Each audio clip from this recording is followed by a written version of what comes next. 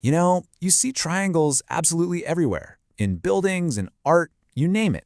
But figuring out the area inside them, that's not always so simple. Today, we're going to go way beyond that one formula everybody remembers from school. We're actually building a complete toolkit, a set of tools that'll let you find the area of any triangle, no matter what info you're starting with. All right, let's get into it.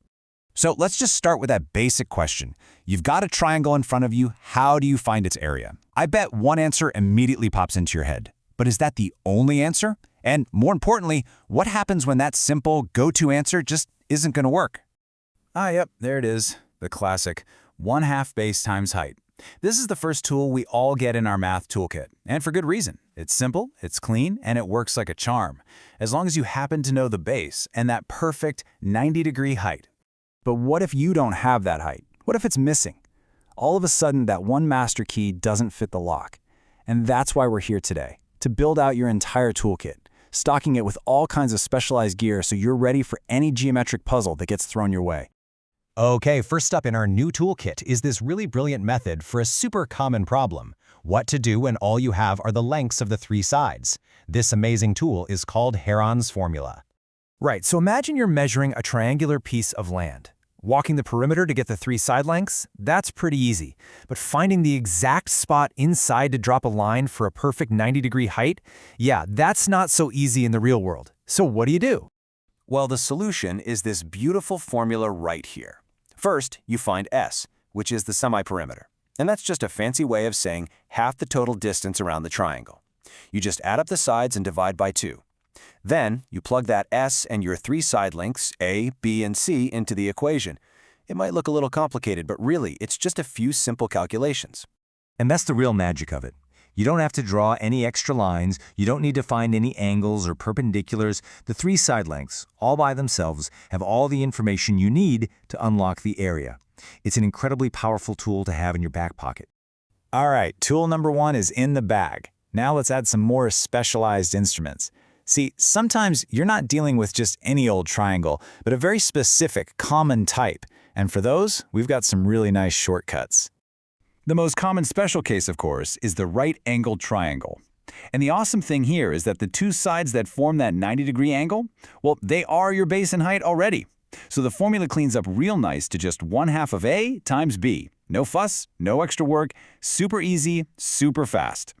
And those shortcuts just keep coming. For an equilateral triangle, where all three sides are the same, you only need to know that one side length. That's it.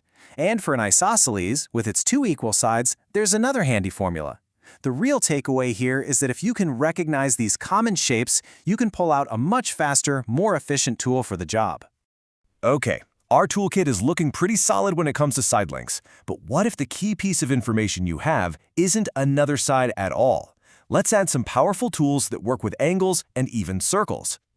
So, picture this. You know the length of two sides of a triangle, but instead of the third side, you know the exact angle that's between them. How on earth can you use an angle to find the area? Well, this is where we bring in a little bit of trigonometry. The area is just 1/2 times side A times side B times the sine of the angle between them. Now that's the key. The angle, alpha, has to be the one that's sandwiched by the two sides you're using. This formula is a real workhorse in fields like physics and engineering, where angles are just part of the everyday language. And if you want to get really fancy, you can even use circles. It turns out every single triangle has a unique circle that passes perfectly through its three corners. That's the circumcircle, and another circle that fits perfectly inside it, the inradius. And believe it or not, the radii of these two circles also hold the key to the triangle's area. These are definitely specialized tools, but wow, are they powerful when you need them. Okay, it's time to open the top drawer of our toolkit and pull out the advanced instruments. These are the formulas you'll want for those really complex problems, where the information you have is about the triangle's internal structure, or maybe its exact position on a grid. So here's a pretty wild question for you. So far, we've been measuring everything from the outside. The sides, the corners, but what if all you knew were the lengths of some lines inside the triangle? Could you still find the area? Amazingly, the answer is yes, if you know the lengths of its medians. A median is just a line you draw from one corner to the exact midpoint of the opposite side. And what's really cool is, if you have the lengths of all three of those medians, You can use a formula that, well, it looks strikingly similar to Heron's formula, doesn't it? And here you can see them clearly, those 3 lines all meeting in the middle. It's a truly beautiful idea in geometry. A shape's area isn't just defined by its outer border. It's also encoded deep within its internal framework. All right, for our last tool, let's bring our toolkit squarely into the 21st century. For everything from computer graphics to digital mapping, any field where shapes live on a coordinate plane, we need a method that uses, well, coordinates. Now I know this formula looks like an absolute beast, but just think of it like a recipe. Step 1, get your ingredients, the x and y coordinates for each of your 3 corners. Step 2, just follow the instructions, carefully plugging those 6 numbers into the formula. And step 3, do the math.